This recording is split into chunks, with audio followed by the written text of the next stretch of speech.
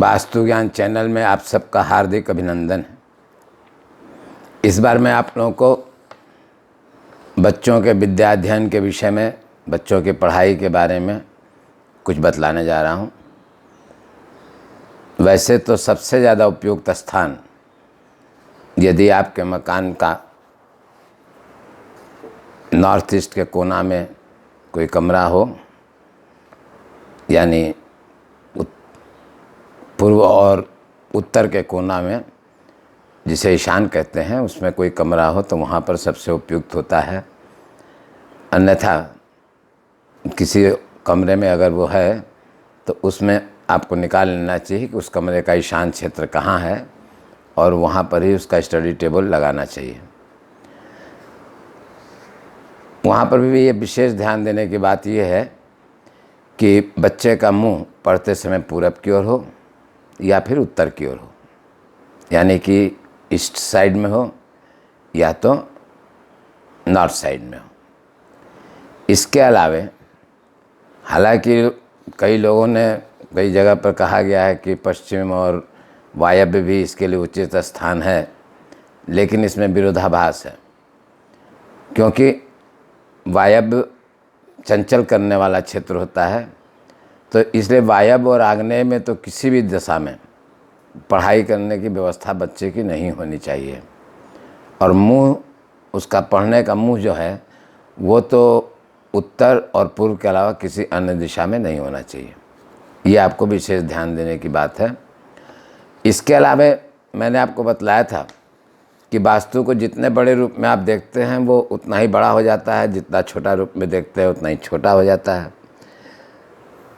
कहने का मतलब ये कि आपने पहले अपने प्लॉट का वास्तु निकाल लिया, फिर अपने मकान का वास्तु निकाल लिया, फिर जिस कमरे में लड़का पढ़ रहा है यदि वो ईशान में है उसके बाद भी उसका वास्तु निकाल लिया, और उसके ईशान में अगर उसका टेबल आपने लगा दिया तो उस टेबल का फिर एक आपने वास्तु निकाला, और उसके साउथ वेस्ट साइड में आपने एजुकेशन टावर रख दिया। एजुकेशन टावर फेंग शुई का चीज़ है, उसको आपने नॉर्थ ये साउथ वेस्ट में आपने उसको रख दिया, और सामने की तरफ क्रिस्टल वाला कछुआ रख दीजिए, वो भी अच्छा कंसंट्रेट करता है, या फिर क्रिस्टल का ग्लोब आप रख सकते हैं, वो भी बहुत कंसंट्रेट करता है। तो इस तरह की व्यवस्था जब आप करते हैं तो वो लड़के का पढ़ने में मन लगता है। ध्यान देने की बात ये है कि उसके पुस्तक की अलमारी किसी भी दशा में वायव्य या आग्नेय में नहीं होनी चाहिए। कोशिश तो यहाँ तक होनी चाहिए कि टेबल पर भी वायव्य और आग्नेय, वायव्य मीन्स नॉर्थ वेस्ट, आग्नेय मीन्स नॉर्थ ईस्ट, आग्नेय मीन्स साउथ ईस्ट।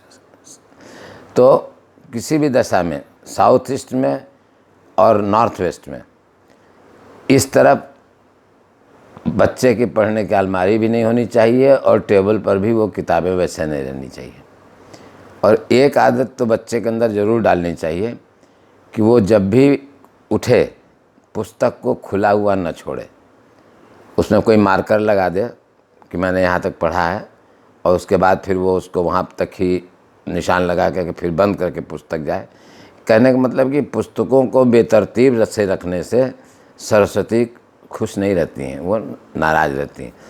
विद्या सरस्वती की देन है, और सरस्वती की आराधना हम लोग पुरातन काल से करते आ रहे हैं। किसी भी काम में हम लोग ये प्रार्थना करते हैं कि हे माँ सरस्वती हमारी बुद्धि को ठीक से रखना। तो ये ध्यान देने की चीज़ है कि जब भी बच्चा पढ़ाई करे तो वो समझे कि हम पढ़ाई नहीं कर रहे हैं बल्कि माँ सरस्वती की आराधना कर रहे हैं। इससे उनकी कृपा दृष्टि उसको मिलती रहेगी। ये बहुत ज़रूरी चीज़ है। तो आपने सामने कछुआ रख दिया। पिरामिड्स भी आप रख सकते हैं, पिरामिड भी कंसंट्रेट करता है, लेकिन वो पिरामिड बच्चे के पैर के पास होना चाहिए, नीचे के साइड में। उसको जहाँ पढ़ाई करने के लिए बैठता है वहाँ नीचे पिरामिड भी आप रख सकते हैं। बच्चा जो है वहाँ पर उससे भी कंसंट्रेट रहता है, उसको भी वहाँ रखा जाता है। इसके अलावा आपको जो है एक्चुअली वो जो आप एजुकेशन टावर को रखिएगा उसको जो है आप गुरुवार के दिन ही सुबह रखिए। और क्रिस्टल का कछुआ रखिए या क्रिस्टल का ग्लोब रखिए, जो कुछ भी रखिए। इसके अंदर मुख्य खासियत ये होती है कि ये निगेटिव पावर को एब्जॉर्ब करता है और पॉजिटिव पावर को डिस्चार्ज करता है, पॉजिटिव पावर को बाहर की ओर फैलाता है। और जितनी आसपास की नकारात्मक शक्तियाँ होती हैं, नेगेटिव पावर्स होते हैं, उसको वो अपनी ओर खींचता है। तो आपको सबसे पहले उसको रखने से पहले क्या करना है, कम से कम जब बाज़ार से आप लाते हैं तो वो तो जहाँ है तो वो ये नहीं समझ रहा है कि मुझे यहाँ कहीं यहीं पर काम करना है, यहाँ पर नहीं काम करना है। वो उस जगह पर भी नेगेटिव पावर को एब्जॉर्ब कर रहा है और वैसी स्थिति में वो फुल्ली चार्ज हो जाता है नेगेटिव पावर से। तो उस जैसे जैसे वो भरता जाता है तैसे तैसे उसकी शक्ति कम होती जाती है। तो आप चाहे भाई क्रिस्टल का कहीं बॉल लटका रहे हो या क्रिस्टल से संबंधित कोई सामान रखे हो, तो उसमें आपको विशेष ध्यान देने की चीज़ ये है कि आप उसको कम से कम 7 दिन तक नमक के पानी में डाल करके रखिए।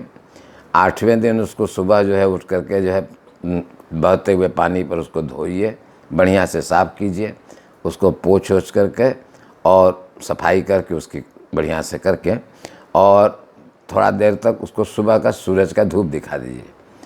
और उसके बाद फिर उसको जो है ले जा कर के प्रतिष्ठापित कीजिए। उसके बाद उसको रखिए, तब उसका चमत्कार आपको देखने को मिलेगा। उसको शुद्ध करना बहुत ज़रूरी है।